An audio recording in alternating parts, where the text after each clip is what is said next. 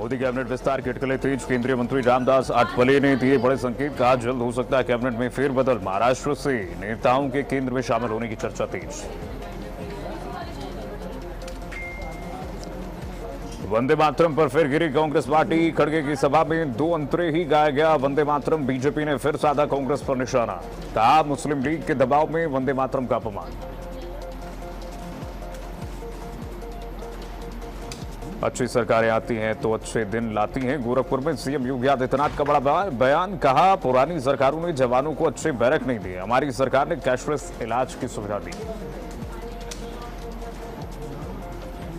रांची में छात्रों का आंदोलन जारी। सीबीआई जांच की मांग पर अड़े प्रदर्शनकारी। कल झारखंड सरकार ने जेएसएससी सीजीएल परीक्षा रद्द की। और चढ़ावा चोरी मामले में बड़ा मोड़। सूत्रों के मुताबिक चंपत राय और अनिल मिश्रा को एसआईटी से राहत। फाइनल रिपोर्ट में दोनों के नाम का जिक्र नहीं। फाइनल रिपोर्ट श्रीराम जन्मभूमि ट्रस्ट को सौंपी गई।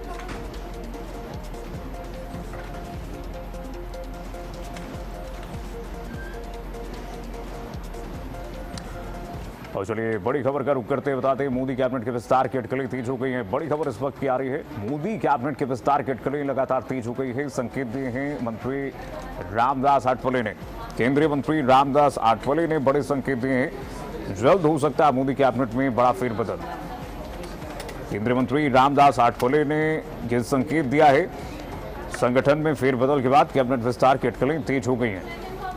आपने देखा ही होगा नितिन नवीन की पूरी नई टीम का ऐलान कल हुआ। उसके बाद अब संगठन के बाद जिस तरह से यूपी में हुआ, संगठन के बाद सरकार में जो फेरबदल हुआ, विस्तार हुआ मंत्रिमंडल का, वैसे ही उसी तर्ज पर केंद्र में भी संगठन का विस्तार हो चुका है। अब बारी है कैबिनेट के विस्तार की। तो कैबिनेट के विस्तार को लेकर के संकेत केंद्रीय मंत्री रामदास आठवले ने दिए हैं। एनडीए के सहयोगी दलों के नए चेहरों को भी जगह मिल सकती है। तो एनडीए के नेताओं के लिए भी इसमें जगह मिल सकती है। महाराष्ट्र से नेताओं के केंद्र में शामिल होने की चर्चाएं तेज हो चली हैं। कैबिनेट विस्तार पर पीएम मोदी के फैसले का इंतजार। आपने देखा संगठन विस्तार में किस तरह से उत्तर प्रदेश समेत तमाम चुनावी राज्यों को तरजीह जो दी गई है। राजस्थान के नेताओं को जगह दी गई है संगठन विस्तार में। ऐसे में अब कैबिनेट विस्तार में ये कहा जा रहा है कि महाराष्ट्र के नेताओं को जगह मिल सकती है। उसमें भी एनडीए के नेताओं को इसमें जगह दी जा सकती है। ये बड़ी खबर आ रही है। केंद्रीय मंत्री रामदास आठवले ने इस बारे में जानकारी दी है। संकेत उन्होंने दिए हैं। मोदी कैबिनेट विस्तार की अटकलें तेज हो गई हैं लगातार। केंद्रीय मंत्री रामदास आठवले ने इस बारे में विस्तार से संकेत दिए हैं। जो संगठन में फेरबदल के बाद कैबिनेट विस्तार की अटकलें तेज हो गई हैं। एनडीए के सहयोगी दलों के नए चेहरों को जगह मिल सकती है। महाराष्ट्र से नेताओं के केंद्र में शामिल होने की चर्चाएं तेज हो चली हैं। और केंद्रीय मंत्री रामदास आठवले ने जो संकेत दिए हैं उससे कयास लगाए जा रहे हैं कि बहुत ही जल्द संगठन के विस्तार के बाद अब केंद्रीय मंत्रिमंडल का विस्तार होगा, जिसमें महाराष्ट्र के नेताओं को जगह मिल सकती है और उसमें भी एनडीए के नेताओं को जगह दी जा सकती है। जो जानकारी आ रही है, जो संकेत मिल रहे हैं, सुगबुगाहट है आप कह सकते हैं बीजेपी के भीतर, एनडीए के अंदर। महाराष्ट्र से नेताओं के केंद्र में शामिल होने की चर्चाएं तेज हो गई हैं। कई नेताओं को सांकेतिक तौर पर जानकारी पहले से दे भी दी गई है। कैबिनेट विस्तार पर अब पीएम मोदी के फैसले का इंतजार, प्रधानमंत्री नरेंद्र मोदी के फैसले का इंतजार है। उनके हरी झंडी मिलने के बाद कैबिनेट का विस्तार जो है उस संपूर्ण हो जाएगा।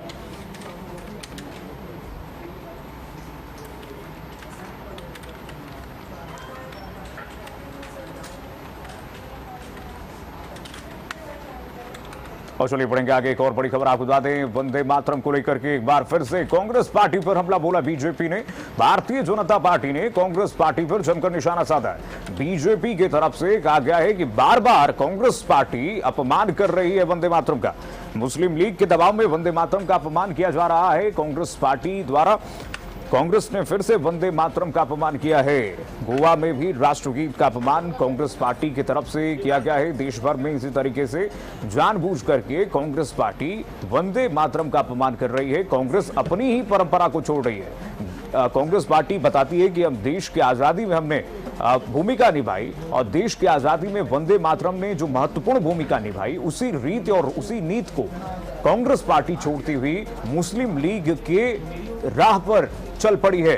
मुस्लिम लीग के दबाव में वंदे मातरम का अपमान कांग्रेस पार्टी कर रही है और वो जानबूझ करके इंटेंशनली किया जा रहा है। भारतीय जनता पार्टी की तरफ से लगातार इस मुद्दे को बुलाया जा रहा है। आप याद कीजिए 15 अगस्त को जिस तरह से सोनिया गांधी ने बीच में ही तीसरे छंद के बाद वंदे मातरम के गीत को अपने कांग्रेस दफ्तर में रोका था, उसके बाद बवाल बढ़ा। उसके बाद लगातार सवालों के घेरे में कांग्रेस पार्टी बैकफुट पर आ गई। एक बार फिर से मल्लिकार्जुन खड़गे का कार्यक्रम था और ऐसे में मल्लिकार्जुन खड़गे कार्यक्रम में एक बार फिर से वंदे मातरम को रोका गया है। तो भारतीय जनता पार्टी की तरफ से मोर्चा संभालने आए पूर्व केंद्रीय मंत्री रविशंकर प्रसाद और उन्होंने जमकर निशाना साधा है। क्या कुछ कहा उन्होंने, जरा सुनिए। प्रधानमंत्री के निर्देश और उनके प्रयास से पूरे देश की योग्य क्षमताओं को जगह मिली है। सबों को बहुत शुभकामनाएं। सब पूरे नए संकल्प के साथ पार्टी को आगे बढ़ाएंगे, ऐसा हम सबों का विश्वास है। आज आपको यहां इस प्रेस वार्ता में बुलाने का एक विशेष उद्देश्य है। हमको लगा कि 15 अगस्त को कांग्रेस के मुख्यालय में जिस तरह का एम्बैरेसिंग इवेंट हुआ, जो सोनिया जी को लग रहा था कि वो विरोध कर रही हैं पूरे वंदे मातरम गाने को, और बाद में उनके बौद्धिकता से गुणी मीडिया हेड ने कहा कि कुर्सी खोजी जा रही थी खड़गे साहब के लिए। ये बिल्कुल बकवास था। कल खड़गे साहब जब गोवा गए तो वहां भी पार्टी के कार्यक्रम में 2 स्टैंजा ही गाया गया। आज हम पूरे कांग्रेस की मानसिकता पर एक सवाल उठाना चाहते हैं। कांग्रेस अगर इस तरह की हरकत करती है तो कृपा कर करके वो भारत की आजादी आंदोलन का एकमात्र ठेका लेने का अपना दम बंद कर दे। If this is what the Congress party is doing to the great national song Vande Mataram, you better stop claiming monopoly as the custodian of freedom movement. ये बात मैं कहना चाहता हूँ। पर बढ़ेगा कि एक बड़ी खबर आपको बता दें, गोरखपुर में सीएम योगी आदित्यनाथ ने विपक्ष पर जमकर निशाना साधा है। सीएम योगी आदित्यनाथ ने विपक्ष पर निशाने साधते हुए उन्होंने कहा कि अच्छी सरकारें आती हैं तो अच्छे दिन आते हैं। सीएम ने कहा अच्छी सरकारें आती हैं तो अच्छे दिन भी लाती हैं और डबल इंजन की सरकार में तस्वीर बदली है। ये देश ने देखा, ये उत्तर प्रदेश ने देखा। सीएम योगी आदित्यनाथ ने कहा कि पुरानी सरकारों ने जवानों को अच्छे बैरक दिए, पुलिस के जवानों को व्यवस्था तक नहीं थी, मूलभूत सुविधाएं नहीं थी पुलिस के जवानों को। लेकिन हमारी सरकार जब आई, पुलिस के जवानों को हमने कैशलेस चिकित्सा की सुविधा दी। पुरानी सरकारों ने जवानों को अच्छे बैरक तक नहीं दिए। यूपी देश का ग्रोथ इंजन है। सीएम योगी आदित्यनाथ ने कहा कि हमारी सरकार ने कैशलेस इलाज की सुविधा उत्तर प्रदेश पुलिस के जवानों को दी और जब सरकारें अच्छी होती हैं तो सबके लिए अच्छे दिन आते हैं, चाहे वो सरकारी कर्मचारी हों चाहे आम लोग हों। समाजवादी पार्टी ने माफियाओं को संरक्षण दिया। हमने अपने पुलिस जवानों का उत्साहवर्धन किया, पुलिस के जवानों को हमने उत्साहवर्धन किया और उनके लिए अच्छी व्यवस्थाएं की और जवानों का हौसला बुलंद है। आज माफिया राज नहीं, आज उत्तर प्रदेश शासन का राज है और यूपी में अब माफिया का राज खत्म हो चुका है। सीएम योगी ने कहा कि डबल इंजन की सरकार में हमारी सरकार ने तस्वीर बदली है। पुरानी सरकारों ने जिस तरह से माफियाओं को संरक्षण दिया, जवानों को अच्छे बैरक नहीं दिए, यूपी की जनता ने यह भी देखा। शांति हो। आज पीआरडी के जवान कम पड़ जाते हैं ड्यूटी के लिए। लोग हमारे सामने भी प्रस्ताव रखते थे, कहते साहब इनका कोई काम है नहीं। हम कहते थे वे काम तो लेना पड़ता है, कोई कार्य नहीं है, आप उन्हें ट्रैफिक की व्यवस्था में लगाइए,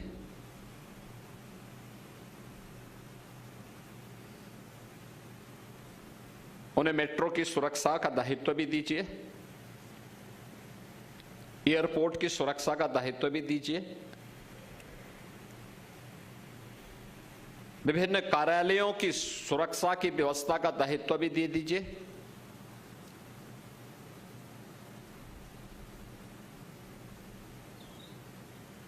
पैमाइश करने के लिए या औद्योगिक संस्थानों की व्यवस्था के लिए वहां पे सुरक्षा का दायित्व या अन्य व्यवस्थाओं के संचालन में योगदान देने के लिए हमारा प्रांतीय रक्षक दल का स्वयंसेवक पूरी ईमानदारी और प्रतिबद्धता के साथ कार्य करेगा। उसकी ट्रेनिंग हो, समयबद्ध तरीके से हम उसको आगे बढ़ाएं। पेट से कोई सीख के नहीं आता है, उसको ट्रेनिंग देनी पड़ेगी। वो सीखेगा तो अच्छा कार्य करेगा, परिणाम देगा। आज जो प्रगति प्रदेश के अंदर हुई है, ये प्रगति सामूहिक प्रयास का परिणाम है। और चलिए बढ़ेंगे आगे, एक बड़ी खबर आ गई सीजेपी के प्रदर्शन से जुड़े। बड़ी खबर आपको बताते हैं, सीजेपी के प्रदर्शन में जो हिंसा हुई थी उससे जुड़ी एक बड़ी खबर आ रही है। इस मामले में जांच लगातार तेज हो गई है। सीजेपी के प्रदर्शन में जंतर मंतर पर जो हिंसा हुई थी, इस मामले में लगातार जांच एजेंसियां जांच कर रही हैं। मामले पर सुप्रीम कोर्ट में सुनवाई है। सीजेआई की तरफ से कहा गया है कमेटी पीड़ित को अपनी बात रखने का मौका देगी। CJI chief justice of India ने यह टिप्पणी की है, कमेटी किसी भी पीड़ित की भी बात तुरंत सुनेगी। दिल्ली पुलिस का सुप्रीम कोर्ट में हलफनामा जो दायर हुआ है, इस मामले पर सीजेआई की तरफ से टिप्पणी आ गई है। पैदल मार्च की अनुमति नहीं दी गई थी, पुलिस की तरफ से कहा गया है। 20 मार्च को पुलिस का ज्यादा बल प्रयोग से इनकार है, स्पष्ट रूप से सीजेआई की तरफ से इस पर टिप्पणी है।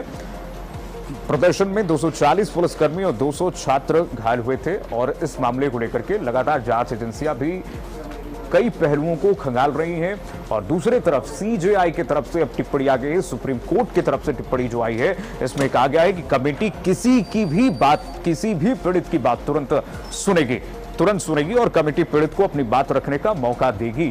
चीफ जस्टिस ऑफ इंडिया के तरफ से जो ये बातें कही गई हैं, इसमें ये कही गई है कि कमेटी किसी भी पीड़ित की बात तुरंत सुनेगी। मामले पर सुप्रीम कोर्ट में सुनवाई। सीजेपी के प्रदर्शन में हुई हिंसा से जुड़े मामले में याद कीजिए जिस तरह से जंतर मंतर पर जो प्रोटेस्ट हुआ था, उस मामले में जो विपक्ष ने भी सवाल उठाए थे कि पुलिस की तरफ से पैलेट गन चलाए गए थे और तमाम उपकरणों का इस्तेमाल किया गया था, जिस पर सवाल उठा रहा था विपक्ष। उस पर अब सीजेआई की तरफ से सुप्रीम कोर्ट की तरफ से जो जानकारी, सुप्रीम कोर्ट की तरफ से जो टिप्पणी की गई है सीजेआई की तरफ से, उसमें कहा गया है कि कमेटी किसी भी पीड़ित की बात तुरंत सुनेगी, चाहे वो पुलिस पक्ष की तरफ से हो, सरकारी कर्मचारी पक्ष की तरफ से हो या फिर छात्रों की तरफ से हो, सीजेपी के आयोजकों की तरफ से हो। सुने कमल हमारे साथ जुड़ गए इसी खबर पर तमाम जानकारी के साथ। सुने, बताइए क्या जानकारी है, अहम है ये सीजेआई की टिप्पणी? बिल्कुल, जिससे जो है दिल्ली में कारपोरेट जनता पार्टी द्वारा आयोजित विरोध प्रदर्शन दौरान दिल्ली पुलिस द्वारा जो अत्यधिक बल प्रयोग यानी पुलिस एक्सेस और पुलिस कर्मियों द्वारा जो हिंसा के मामलों की जांच के लिए सुप्रीम कोर्ट ने एक उच्च स्तरीय समिति गठित करने का जो है निर्णय किया है। सीजेआई यानी chief justice of India justice Suryakant, justice जय माल्या बागची, जस्टिस वी मोहना की पीठ ने स्पष्ट किया इस समिति में सुप्रीम कोर्ट के पूर्व जज, किसी हाई कोर्ट के पूर्व चीफ जस्टिस और एक रिटायर्ड पुलिस अधिकारी शामिल होंगे। पीठ ने यह भी कहा कि उच्च स्तरीय पैनल को मामले का तथ्य जुटाने यानी फैक्ट फाइंडिंग काम सौंपा जाएगा और इसे समय समय पर अपनी रिपोर्ट देनी होगी, जिसके आधार पर अदालत आवश्यक दिशा निर्देश जारी करेगा। तो कुल मिलाकर जिस 20 जुलाई को जो छात्रों ने संसद चलो मार्च का आह्वान किया था, जिस पर जो है पुलिस और छात्रों के बीच कुछ झड़प हो गई थी, जिसको लेकर अत्यधिक बल प्रयोग की जो शिकायतें आई थी, उसको दिल्ली पुलिस ने मंगलवार को अपने हलफनामे के माध्यम से खारिज किया। दिल्ली पुलिस कहना है कि दिल्ली पुलिस ने अपने जवाबी हलफनामे में कहा प्रदर्शन दौरान करीब 30,000 से अधिक लोग थे और लगभग 3 किलोमीटर के इलाके में मौजूद उन्हें नियंत्रित करने के लिए करीब 5,000 पुलिसकर्मी तैनात किए गए थे। पुलिस के अनुसार स्थिति बिगड़ने पर भीड़ को नियंत्रित करने के लिए चरणबद्ध तरीके यानी ग्रेडेड तरीके से जो है बल का प्रयोग किया गया। हालांकि पुलिस पर बर्फर लाठीचार्ज, की जो बात कही गई है उसे दुनिया ने देखा है। उसकी वीडियो फोटो मौजूद है। पायलट गन की जो फायरिंग की बातें कही है जिसमें 10 लोग घायल हैं। इन सारी कार्रवाई को अदालत ने जो आज मंगलवार 18 अगस्त को जो है पुलिस के द्वारा जो है उसे संभवतः जुटलाने का प्रयास किया गया। लेकिन कुल मिलाकर दिल्ली पुलिस ने जिस तरह से जो अत्यधिक बल प्रयोग किया था, अब इसमें ये जांच का भी हो सकता है कि उन तरह परिस्थितियां क्या थी, पायलट गन किस पश्चिम चले, लाठीचार्ज क्यों, आंसू गैस क्यों छोड़े गए। लेकिन फिलहाल दिल्ली पुलिस ने तमाम चीजों को नकारते हुए कहा कि हमने जो स्थिति की जो मौके की नजाकत थी उसके अनुसार जो बल प्रयोग किया, लेकिन हमारा बल प्रयोग अत्यधिक नहीं था। हमने जो सीमित संख्या में बल प्रयोग किया और जो कील वाली लाठियों की बात है, जो पायलट गन की बात है, उसे दिल्ली पुलिस ने पूर्णतः नकार दिया है। निश्चित रूप से देखिए, इसमें लोकतांत्रिक मर्यादाओं का ख्याल रखते हुए सीजेआई की ये टिप्पणी बहुत महत्वपूर्ण है। और सीजेआई और पूरा सुप्रीम कोर्ट पहले भी ये कह चुका है कि भाई हम किसी भी पक्ष की बातों को सुनेंगे और उसके बाद ही कुछ निर्णय होगा इस मामले में। और ये स्पष्ट एक बार फिर से सुप्रीम कोर्ट की तरफ से, सीजेआई की तरफ से कर दी गई है कि लोकतांत्रिक मर्यादाओं में ही बातें सबकी सुनी जाएंगी, चाहे वो पुलिस पक्ष से हो, चाहे वो छात्रों के पक्ष से हो, या फिर सीजेपी के आयोजकों की तरफ से। चले बढ़ेंगे आगे। बहुत शुक्रिया आपका स्नेह, तमाम जानकारी साझा करने के लिए। चले बढ़ेंगे आगे। एक और बड़ी खबर आ गई है राज्य से। छात्रों का प्रदर्शन लगातार जारी है। छात्र लगातार आंदोलनरत हैं। छात्रों की मांग है कि सीबीआई जांच हो। इस पर लगातार छात्रों का प्रदर्शन इस वक्त जारी है। छात्र मानने पर ये मांग को लेकर के अड़े हुए हैं कि सीबीआई जांच हो। इस बात पर अभी तक कोई सहमति नहीं बनी है सरकार की तरफ से और छात्रों के बीच में। ऐसे में कल झारखंड सरकार ने जेएसएससी सीजीएल परीक्षा जो रद्द की थी, लेकिन सीबीआई की जांच पर अभी कोई सहमति नहीं बनी है। लेकिन छात्र कह रहे हैं कि जब तक सीबीआई की जांच की मांग पर सहमति नहीं बन जाती है, सरकार की तरफ से आश्वासन नहीं दिया जाता है, तब तक छात्रों का आंदोलन ऐसे ही जारी रहेगा। टीडीपीएल की परीक्षाओं को भी रद्द किया गया है। हालांकि सरकार, हेमंत सोरेन सरकार ने माना है कि कई सारे ऑर्गेनाइज्ड ग्रुप मिलकर के इन परीक्षाओं में माफियागिरी करते थे। लगातार पूरा नेक्सस था और ऐसे में अब जो छात्रों का ये ऐलान है कि आंदोलन जारी रहेगा। आंदोलन तब तक जारी रहेगा जब तक, संघर्ष तब तक जारी रहेगा जब तक सीबीआई जांच पर सहमति नहीं बन जाती है। सरकार की तरफ से सीबीआई जांच का ऐलान नहीं किया जाता है। प्रदर्शनकारियों ने सीबीआई जांच की मांग उठा दी है। पेपर लीक ना होने की गारंटी दे सरकार। ये देवेंद्र महतो जो हैं वो कह रहे हैं, जो देवेंद्रनाथ महतो हैं, छात्र नेता, जो लगातार आज 22 दिन से आप कह सकते हैं कि आंदोलनरत हैं, अनशन पर हैं। और अब उनकी मांग है, छात्रों की मांग है कि सीबीआई जांच पहले कराए सरकार और ये गारंटी दे कि पेपर लीक नहीं होंगे झारखंड में, नहीं तो इस्तीफा दें हेमंत सोरेन। सुनिए क्या कुछ कहा उन्होंने।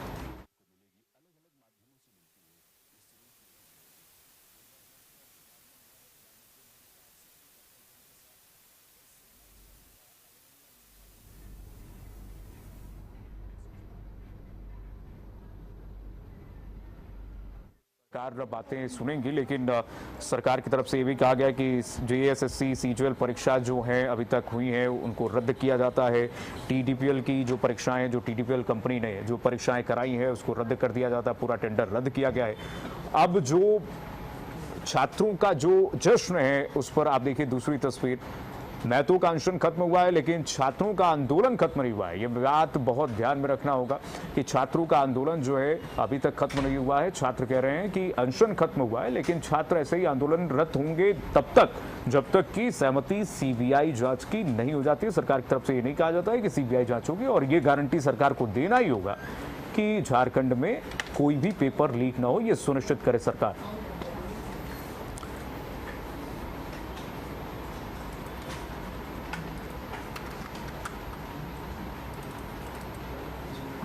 बढ़ेंगे आगे। एक और बड़ी खबर आपको बता दें, राहुल गांधी ने छात्र और सरकार के बीच में जो सहमति बनी है उस पर पोस्ट उन्होंने किया है। राहुल गांधी ने लिखा कि छात्रों ने अपनी भूख हड़ताल खत्म कर दी है, ये सरकार की बहुत अच्छी और सकारात्मक जेस्चर है। राहुल गांधी ने लिखा, ये खबर सुनकर के काफी खुश हुआ हूं मैं, बातचीत के रास्ते से समाधान निकला, ये बहुत अच्छी बात है। लोकतांत्रिक मूल्यों को सरकार ने ध्यान में रखते हुए बातचीत के रास्ते समाधान निकालने की जो कोशिश की गई है, जो प्रयास किया गया है, ये छात्रों के हित में है, हम देश के हर छात्र के साथ खड़े हैं। राहुल गांधी कह रहे हैं कि हम वसूली तंत्र को जड़ से बदल कर रहेंगे।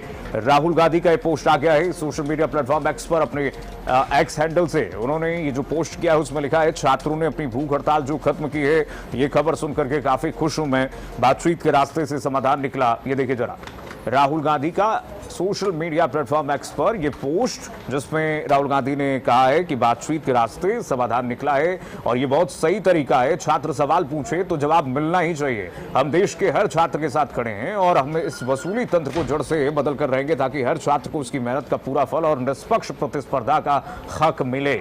राहुल गांधी का यह पोस्ट दिखा रहे हैं हम आपको आपकी टीवी स्क्रीन पर। देखिए, राहुल गांधी ने लिखा कि छात्रों ने अपनी भूख हड़ताल खत्म कर दी है। ये खबर सुनकर के बहुत खुशी हुई मुझे।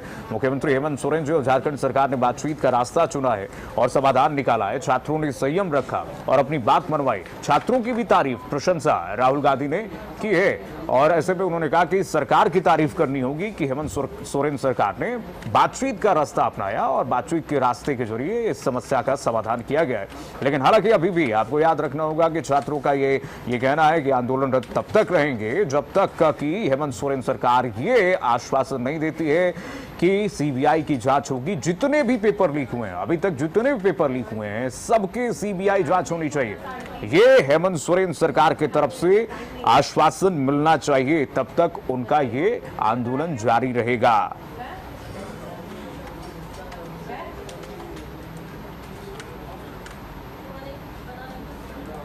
और चलिए बढ़ेंगे आगे। एक और बड़ी खबर आपको बता दें, लखनऊ से बड़ी खबर आ रही है। लखनऊ में नगर निगम की टीम पर पथराव की खबर मिल रही है। यूपी के राजधानी लखनऊ में नगर निगम की टीम पर पथराव की खबर मिल रही है। मामले में प्रशासन ने बड़ा ऐलान कर दिया है। इस मामले में नामजद आरोपियों पर बड़ी कार्रवाई होगी।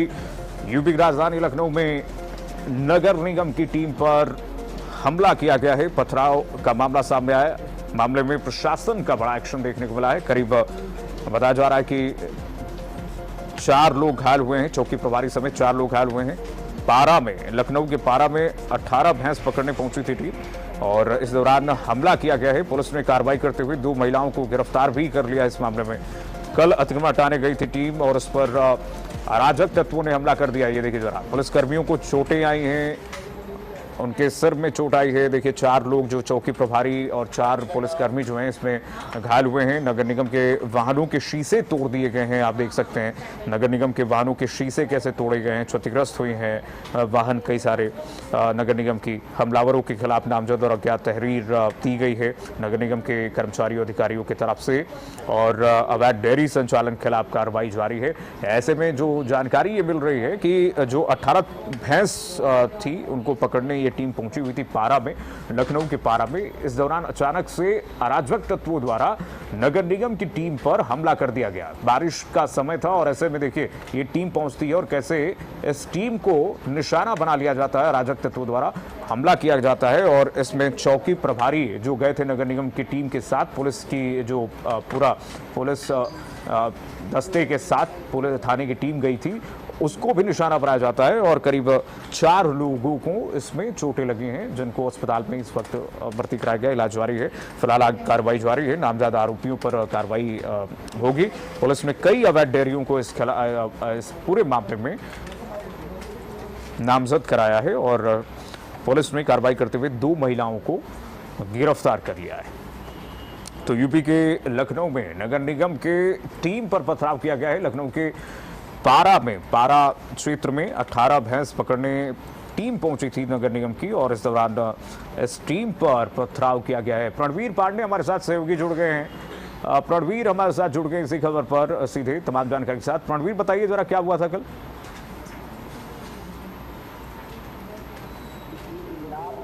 प्रणवीर आवाज नहीं पा रही है।